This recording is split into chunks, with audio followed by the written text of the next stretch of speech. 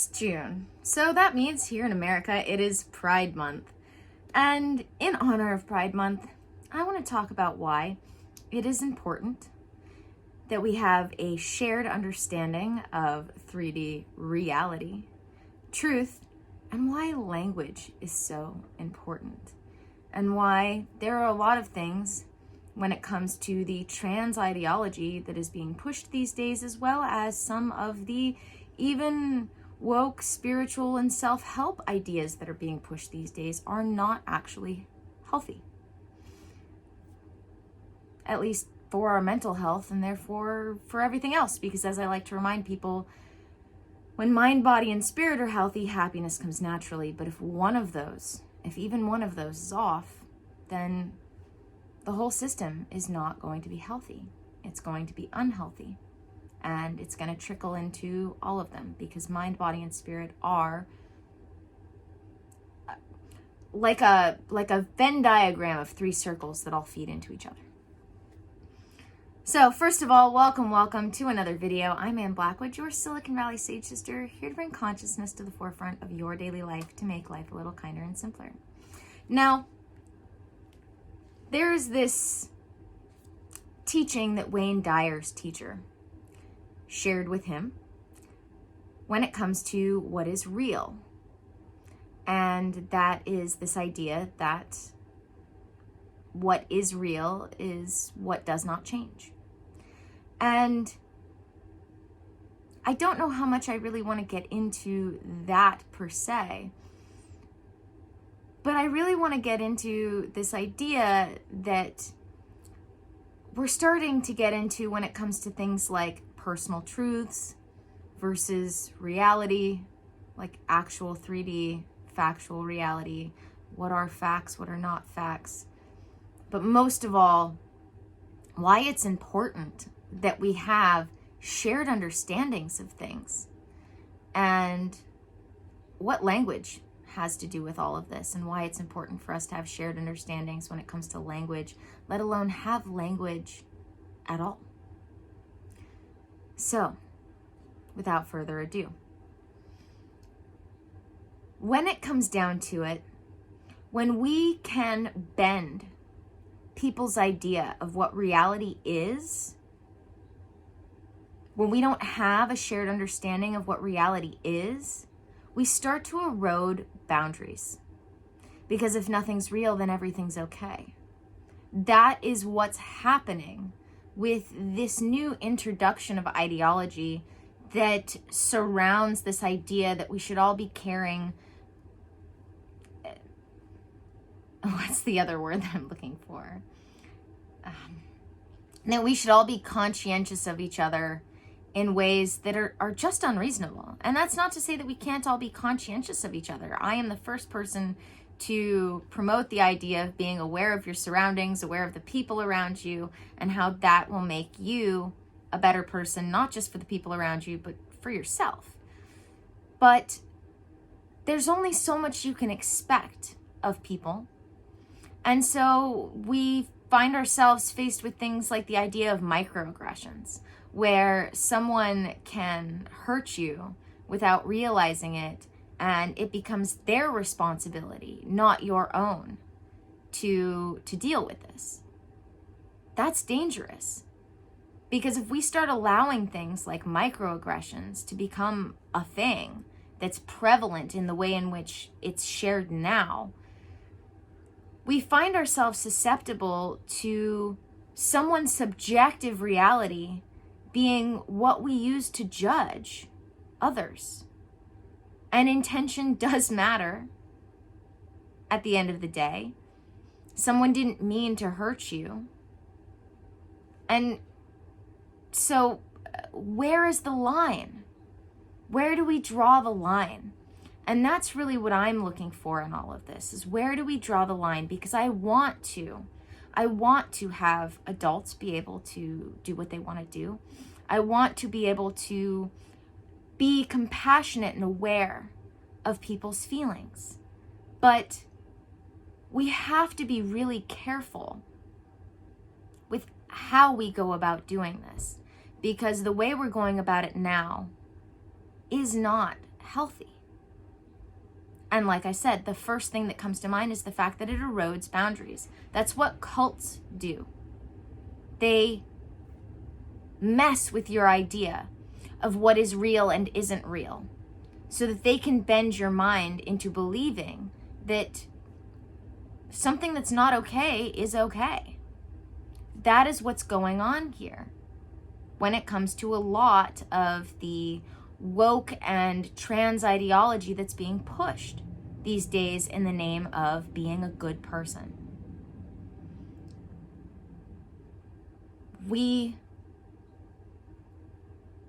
I'm sure, have better solutions for this. I have come across many. I would love to hear what your solutions are.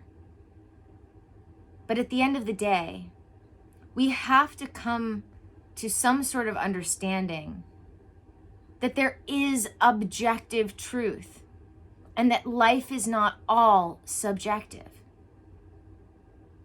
This is a major focal point of the way I teach spirituality, because yes, we do want to get in touch with our divine nature. We don't want to box ourselves in to things like masculine and feminine stereotypes. However, we can all embrace our own divine masculine and feminine within us without learning to hate other parts of ourselves. We can all share in our experiences without having to agree with each other. We can all respect each other without having to agree with each other. We can actually live in harmony together. But we have to have shared understandings of things to do so. And we in America were doing really great with that until all of this woke nonsense, like 6-7 years ago now, started flooding in. Because it started getting too subjective. There is a point and a purpose to having a foundation of objective reality. Not just working from people's personal truths, but working from a shared understanding of what the truth is. And this is why language starts to get so important. And my favorite example of this is how in Korea, when you think about how they control people, it's through language. It's the first thing that any cult or fascist regime, it's the first way they control people, is with language. So the people in Korea that are being controlled don't have concepts like personal, anything. It's all we. They don't have a word for I. It's all we. It's all for the regime. Language, having the language, helps us create ideas and thoughts within us. And though we will not have language for every feeling we experience, we will have language for the concepts that come from those feelings. And having an understanding of what words mean, not having them be fluid, is important, because we already have enough of that even with definitions due to our own human fallibility. So when we start to change definitions, that scares me, because we are changing what was once an understood definition, which created an understanding. Now, there are absolutely reasons, valid reasons, why we might want to update some things, but that's not what I've seen. I have seen these definitions get changed for the sake of profit, not solution building. For the sake of control, not compassion. That's why it concerns me. Because when we don't have the words to think, we can't think the concepts. So if we didn't have the word freedom, we wouldn't have the concept of freedom. People think that this isn't how, there are lots of people who think this isn't how it works, but this is absolutely how it works. Especially in this day and age. We might be able to feel something that relates to freedom, but we don't feel freedom. We have a concept of freedom mentally. And that should not be eroded away. That should be built. We should be building more freedom, not taking it away. The more we erode our concept of objective reality, the more we erode our ability to put up boundaries, healthy boundaries where needed. And so this is why I have a hard time with how far subjective truth has spread out into the collective consciousness when it comes to what we take into consideration when placing judgment on things. And there are necessary times and places to place judgment on things. You know, I don't mean judging people like being, gossipy or whatever. Like that's not what I mean. But anytime you evaluate anything, you are placing a judgment on it. Think about it. Anytime you are evaluating anything, you are creating judgment of it. Boundaries are healthy. Well, boundaries can be approached from a healthy place. Boundaries can be approached from an unhealthy place. I guess that's the difference, as I used to talk about more often, about the difference between boundaries and ultimatums. So boundaries are healthy, ultimatums are not. I'll see if I can find the video I have for that. If it's here on YouTube, that might have been something I did on Instagram a while back. But when it comes down to it, the difference between boundaries and ultimatums is where it's coming from inside of you. It's the difference between a boundary which is coming from a place of empowerment versus an ultimatum which is coming from a place of disempowerment. That's the basics of it.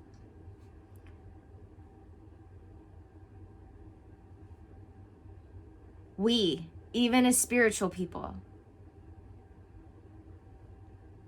have valuable things to learn from having a grasp of what is unchanging and therefore what is real.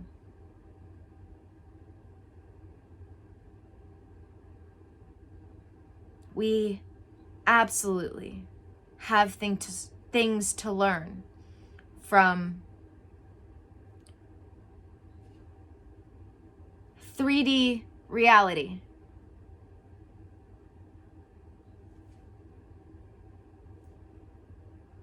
We don't want to abandon it. That's why I talk as often as possible, remind people as often as possible about the fact that our lower chakras need to be stable before our higher chakras can really work for us. And my favorite metaphor for this is, imagine having a bowl of water on a stand. Or even just imagine yourself sitting on a chair. And imagine one of those legs on the chair being like an inch shorter than the rest. And how unstable that would feel. You'd fall off the chair eventually. And no one wants to do that balancing act. You'd have to be thinking about it all the time. That's what it is to have our lower chakras not aligned and balanced, not taken care of. And all of our lower chakras connect to emotional and spiritual things, physical things. They're not just associated with the subtle energy body. They connect to 3D reality. They connect to our mind and body. There are things that are real. There is such thing as objective truth. An example I like to use of this is my significant other and I. We both have a memory of a time we fought when we were teenagers because we've been together for a long time. And we agree on the key important parts. But there are some details about those key important parts that we don't agree on.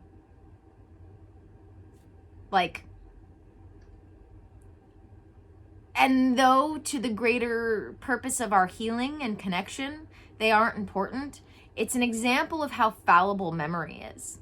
Because I distinctly remember one thing. I distinctly remember my feet on the ground. He distinctly remembers me holding on to him from the front, like a front piggy front ride. I have a visceral memory of feeling my feet on the ground. So, who's right? Who's wrong? That's why I try to live from that perspective of there's your perspective, there's my perspective, and somewhere in the middle is the truth. Now, sometimes some people do remember correctly, some people don't, but you're never going to know, which is why my significant other and I don't actually argue about this previous argument. It's just an example I like to use because it is an example of where we have two very distinct, different memories about a situation, and we both can't be right. So we have to be careful because people's subjective perspectives color everything they do. Imagine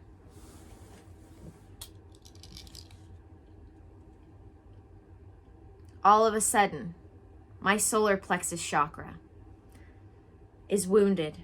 And so it goes from being this nice clear plate of glass to having this yellow color because it's been colored by wounds, things of that nature.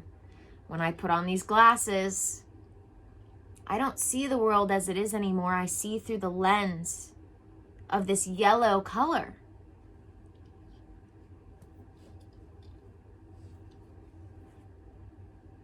Everything that happened to us in the past, if we don't heal it, is going to taint our perspective of the current moment, as well as the future. When we can heal, our past is still a part of our perspective, but it doesn't taint our perspective. It doesn't affect our perspective in a bad way anymore because we've healed from it.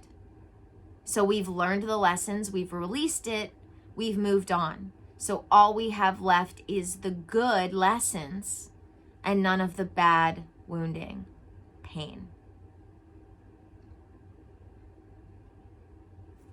We're walking around trying to let all of these wounded people dictate reality, dictate what's real, dictate all of these things that we are supposed to live by. I don't know about you, but I want to live with boundaries so I can be healthy, having healthy interactions with others, not constantly walking on eggshells that I might offend somebody by being my authentic self because their subjective perspective is unhealed. That doesn't sound like a healthy way to live. Not to me. A healthy way to live would be making sure that all those people with all of those wounds are getting the help that they need, dealing with them as they can, but not forcing those people's perspectives on everybody else,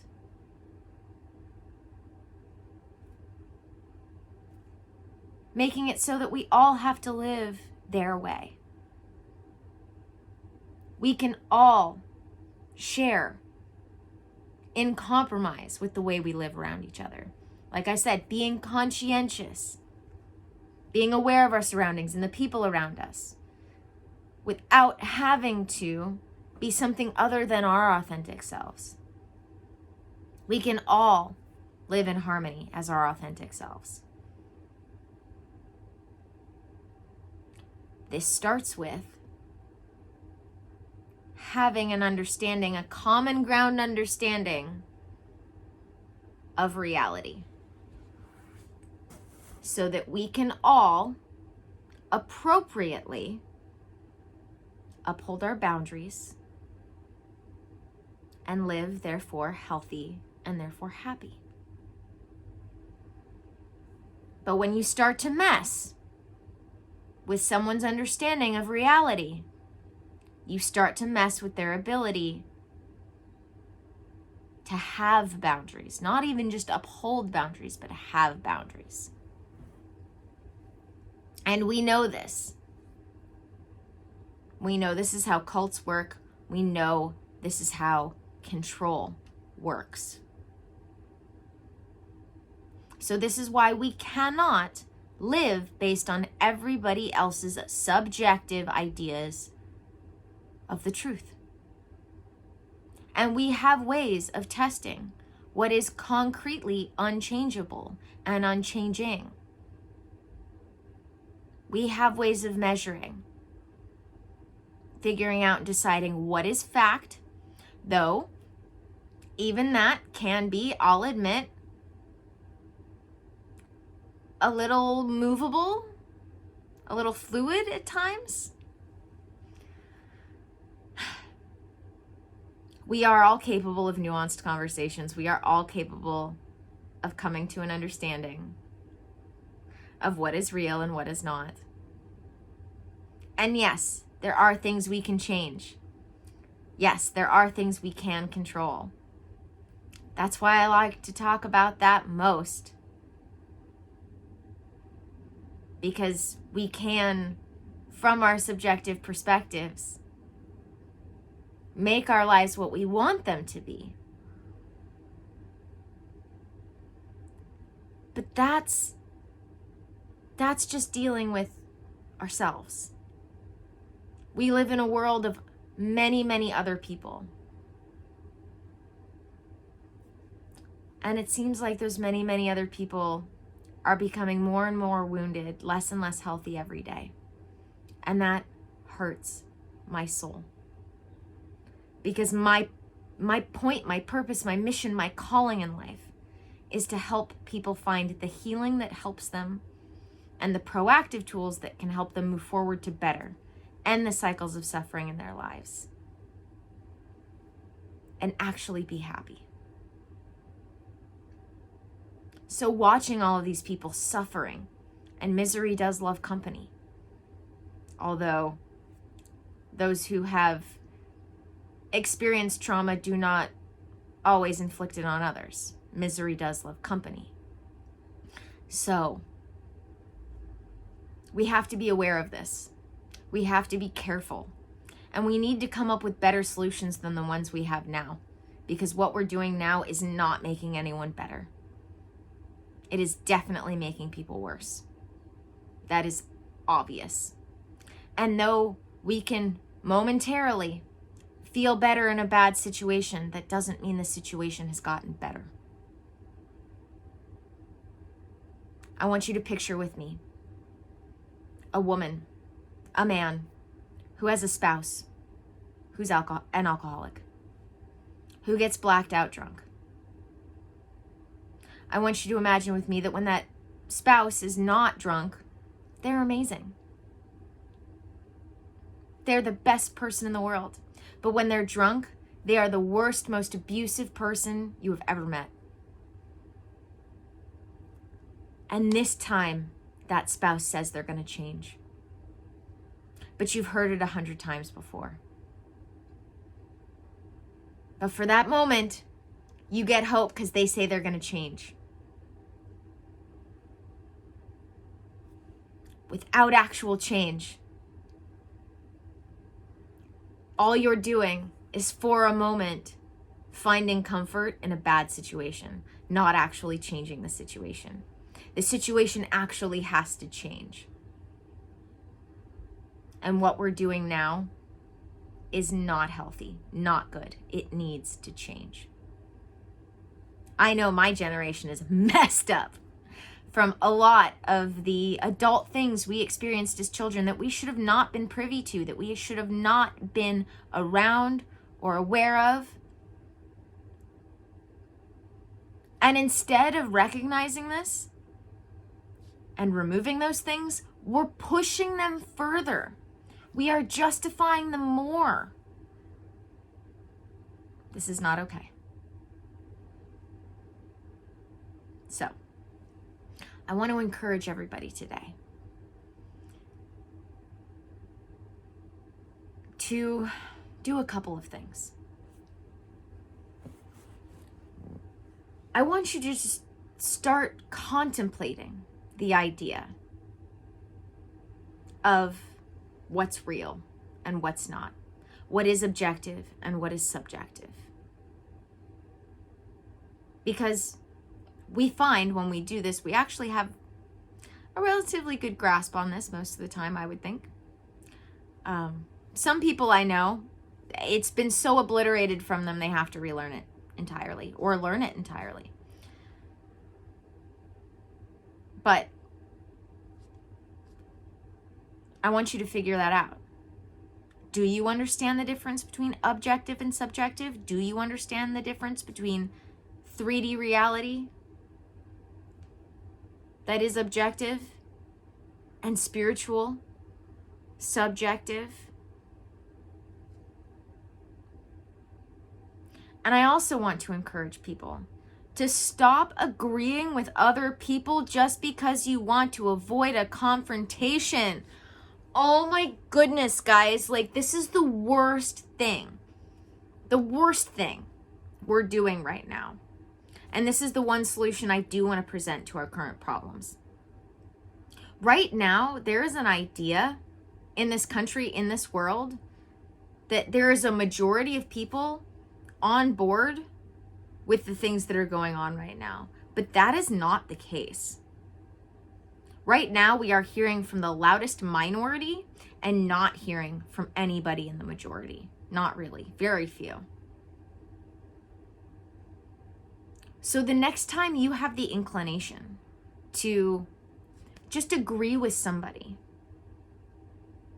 even though you don't actually agree with them, for the sake of keeping the peace, think again. Don't do it. Because you're lying to that person. You're lying to them not just about what you think, but you're giving them a false perspective on how many other people actually think what they do. And so much of us as human beings function based on what the rest of the tribe thinks. Because we do want to be kind. We do want to be conscientious. We do want to be compassionate. But if we all truly understood how many people actually recognized what was going on right now in the world was unhealthy and didn't actually believe it was healthy, things would be so different. But we get pushed by the media. We get pushed by the loudest minority into thinking that it is a majority view when it's not. And that's not to say that all majority views are good, are healthy. I'm not trying to say that. But I am saying it about this.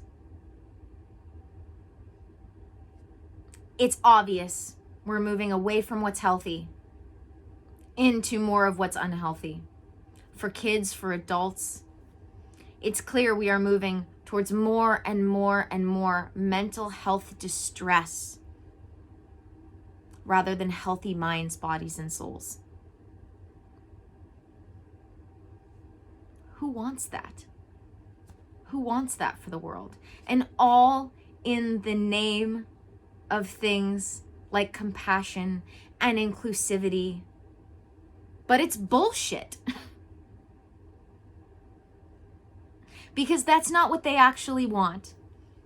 That's why we've gone from equality to equity. Because they don't want equality. They want special treatment. Well, you know what? I am done pretending that it is brave to do something that the average person doesn't even care about, let alone doesn't disapprove of. That's not real.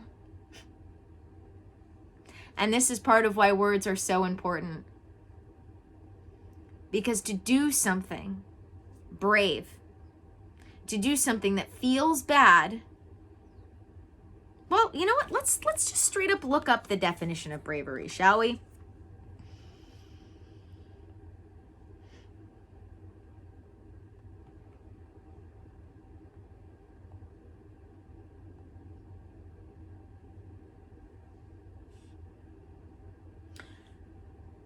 According to Google, the definition of brave is ready to face and endure danger or pain, showing courage.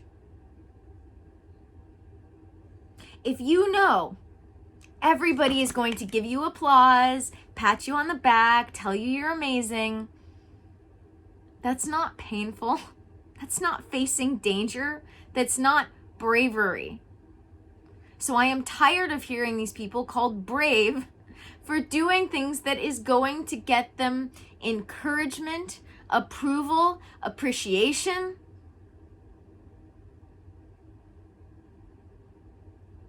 This is the problem. This is why we have to have an understanding of what is real, what is objective, and what is not, what is subjective. I'm done with this personal truth garbage. You can have subjective truth. Things. Actually, no, I don't want to even say that. You can have subjective feelings. You can have subjective perspectives. You cannot have subjective truth. That's how I was raised. And I think that's how we need to keep it. Because truth is synonymous with reality, the facts. Truth should have never been treated as subjective. So you can have subjective feelings, you can have subjective perspectives, subjective ideas. But then, to the best of our ability, we need to figure out what the objective truth and facts of the matter are. We used to understand this. I don't know why we don't now. Well, I kind of do, but we're not going to get into that right now.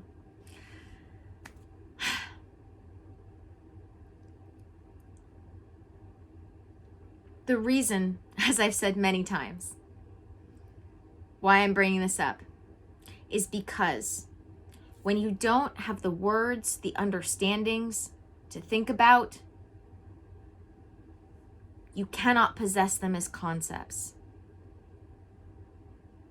And when you don't have an understanding of what is real, anybody can mess with your boundaries. And that's not healthy. And that is my mission, to help people be healthy and happy. And that is something that can be measured. That is something that can be objectively measured. So, thank you guys for joining me for another video. Don't forget to subscribe if you haven't already. I'm going to say it one more time because I'm working towards my next goal. So you might hear me say it every once in a while, more so because I'm just so used to saying it. I'll admit it. I didn't mean to say it just now. I'm going to be honest. That just kind of came out because I'm so used to saying it still. So don't forget to check out the links in the description. That includes my Patreon, where I have things like my intuitive lifestyle course, workshop replays, guided meditations, journal exercises, spirituality 101 and 2.0 that have teachings from the A Course in Miracles student workbooks. We're going through all 365 of them. That also includes working with me one-on-one. That also includes dōTERRA. Ugh. Can you tell it's past my meal time? I need to eat. My brain's not functioning in the order in which I'd like it to. It's functioning in the order of autopilot. Because that's what we default to when we get tired. Which is why we want to make sure that our autopilots are built based off the belief systems that we want them to be, not the belief systems we've been just handed, but consciously built within us. So, Patreon, working with me one-on-one. dōTERRA, which is your one-stop shop for all of your natural living needs. If you want to take all those synthetic chemicals out of your life and replace them with the best natural plant-based products, dōTERRA is where you want to go. Like everything. Dishwasher detergent, laundry detergent, dishwashing soap, your shampoo, your body soaps, your face, everything. dōTERRA has a home line, a personal line, a toiletry, supplements. They've got everything you could possibly want when it comes to replacing those synthetic chemicals in your life with natural products. Other links in the description as well. Check them out. I know if you're enjoying my videos here, you will enjoy the links in my description.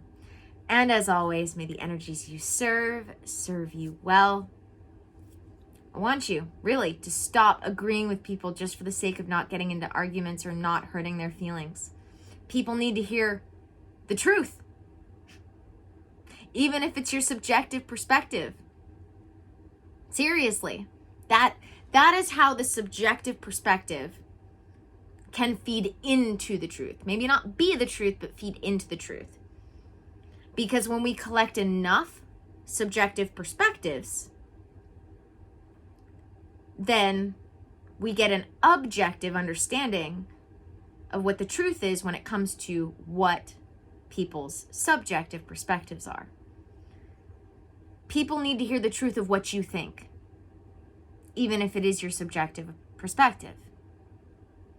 I'm not saying that's not the case. But the thing is, there's a lot of us just going along to get along, and that's not good. That's not good. That's not to say that we want to be mean to people. You know, there are kind ways to tell them that you disagree with them.